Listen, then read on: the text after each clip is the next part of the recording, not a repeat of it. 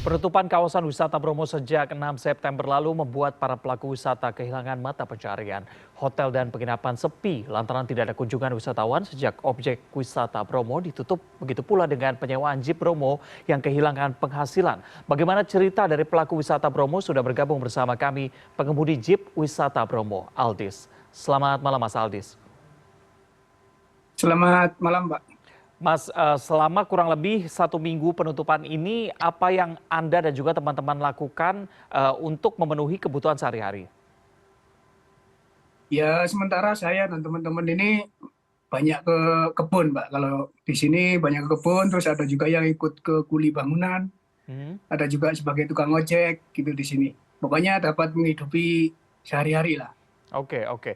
Jika kalau dibandingkan saat COVID-19 lalu begitu ya, yang dilakukan Anda dan teman-teman juga sama begitu, ketika Bromo ditutup, saat itu lagi COVID, juga kembali ke kebun, ada yang pekerjaan lain yang Anda sebutkan tadi begitu ya? Sama, Pak, sama. Ok. Tapi bedanya kalau untuk COVID kan Hmm. sudah ada kepastian. Jadi ditutupnya udah berapa lama, jangka waktunya, kemudian dari pemerintah juga ada perhatian seperti bantuan gitu. Untuk Hmm. saat ini kan mendadak dan karena bencana alam memang tidak ada suplai dari pemerintah, jadi kami harus mencari sendiri untuk Oke. sehari-hari. Baik, dari pemerintah daerah tidak ada bantuan sama sekali, tapi juga mereka tidak menyebutkan kapan ini akan kembali dibuka, atau mungkin ada pembatasan sampai batas mana Jeep nanti boleh berkunjung sehingga memang wisatawan bisa naik atau menggunakan jasa Anda lagi. Belum ada sama sekali. Sampai saat ini masih belum ada pengumuman atau dari Taman Nasional masih belum ada siaran pers biasanya seperti itu. Hmm. Karena masih menunggu semua titik api ini mungkin padam seluruhnya gitu. Hmm.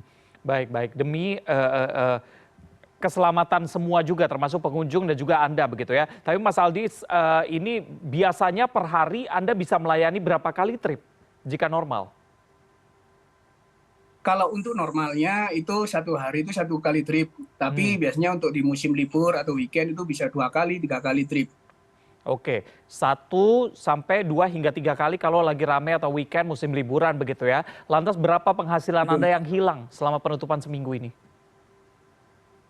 Ya kalau dihitung penghasilan selama seminggu ini, kalau dihitung per harinya kita dapat setoran itu 200 sampai 350 bisa dikalikan gitu, Pak. Per satu minggu 7 kali udah hilang ya itu penghasilannya. Oke, berarti cukup banyak juga. Apakah penghasilan yang hilang tadi bisa kembali ketemu dengan pekerjaan sampingan yang Anda dan teman-teman Anda lakukan? Kalau untuk pekerjaan sampingan karena kan memang posisinya mendadak, jadi tidak bisa untuk sampai ketemu ke penghasilan awal kita. Cuma ya untuk menghidupi sehari-hari saja. Oke, oke, baik. Untuk bertahan hidup gitu ya. Mas Aldis, tapi kalau kita lihat kasus ini kan memang dimulai dari ada pasangan yang melakukan foto prawedding di sana. Dari pantauan Anda, apakah memang sering banyak sesi foto prawedding di sana atau memang sebenarnya hanya khusus yang sudah melewati tahapan perizinan dan yang lainnya? Karena ini kan tidak menggunakan izin begitu ya.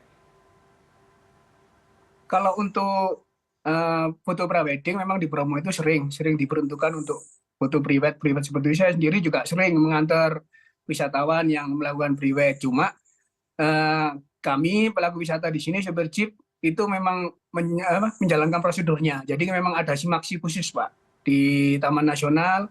Jadi dari pihak Taman Nasional sendiri memperlakukan harus seperti apa nantinya, harus seperti apa itu sudah ada. Kalau memang melakukan prosedur dari Taman Nasional seperti simaksi itu. Oke, oke, karena memang sama-sama menjaga agar tidak terjadi hal-hal yang tidak diinginkan, termasuk juga peraturan-peraturan begitu ya. Apa saja peraturan bagi wisatawan untuk masuk ke sana supaya tidak membahayakan selain memang tidak boleh menyalakan api di Gunung Bromo yang Anda tahu?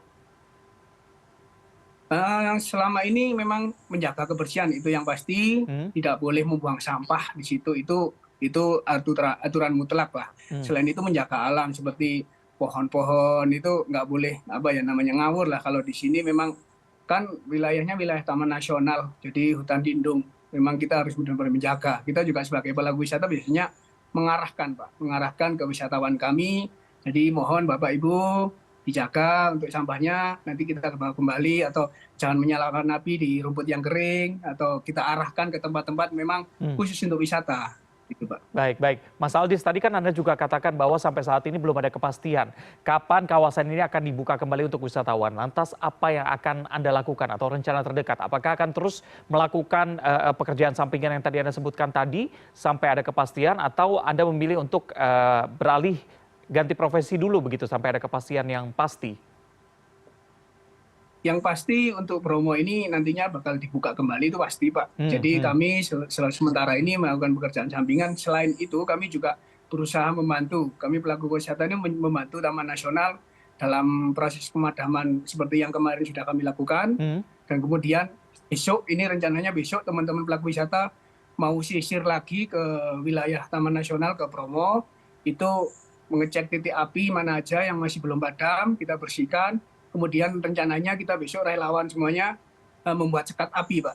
Jadi Hmm. di wilayah wisata yang dikunjungi seperti Bukit Teletabis yang kemarin terbakar itu, Hmm. kalau tadinya itu ada sekat api di situ, mungkin api tidak bisa melebar ke sampai saat ini ke kayak seperti ini gitu, Pak. Oke, baik, baik. Mas Aldis, ini kan tidak hanya mobil jeep saja yang mengalami kehilangan mata pencarian begitu ya. Begitu pula kabarnya adalah pihak hotel, penginapan dan sebagainya. Dari informasi yang Anda tahu, apakah memang banyak sekali orang yang akhirnya membatalkan penginapan mereka, termasuk juga membatalkan booking untuk jeep Anda? Betul. Jadi selama Bromo ditutup kemarin itu banyak sekali wisatawan yang melakukan cancel. Hmm. Bahkan bukan reschedule lagi. Kalau reschedule kan udah ketemu nih tanggalnya. Ya, tanggal 10 itu rencananya mau naik ke Bromo, coba reschedule tanggal 15 karena ini tidak ada kepastian. Jadi kebanyakan mereka melakukan cancel. Bahkan yang sudah di kami itu ada grup-grup besar seperti grup dari Jakarta, Hmm. itu rencananya pakai 70 unit jeep, itu cancel semuanya, Pak. Hmm, oke, memang kerugiannya tidak hanya dirasakan oleh pemerintah dan juga pihak dari Gunung Bromo saja, tapi juga Anda sebagai pelaku usaha merasakan kerugian yang luar biasa. Kita tunggu, apalagi tadi Anda katakan juga bersama-sama dengan pelaku usaha, pelaku wisata lainnya berusaha untuk memadamkan api. Kita harapkan ini tidak kembali terulang begitu. Terima kasih sudah berbincang bersama kami malam hari ini pengemudi jeep dari wisata Bromo, Aldis. Selamat malam.